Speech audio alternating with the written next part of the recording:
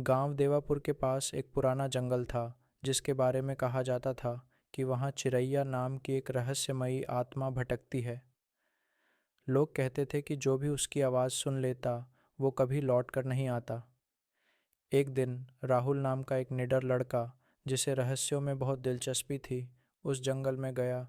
उसकी दादी ने उसे मना किया था, बेटा वहाँ मत जाना, वो जगह शापित है। लेकिन राहुल नहीं माना।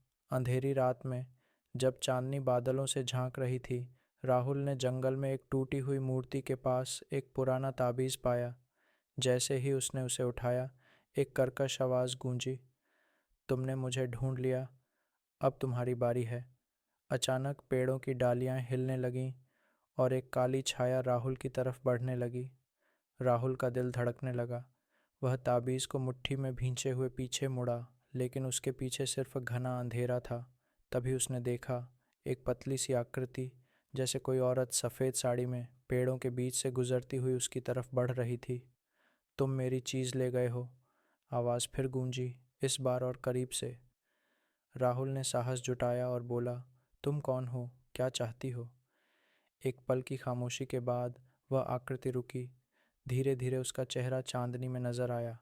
उसकी आंखें दुख से भरी थीं, गालों पर निशान और गले में एक गहरा घाव। मैं चिरैया नहीं हूँ, मैं रेखा हूँ। 30 साल पहले इसी जंगल में मेरी हत्या हुई थी। मेरा ताबीज़ वो ले गया था जिसने मुझे मारा, और तब से मैं यहाँ फंसी हूँ।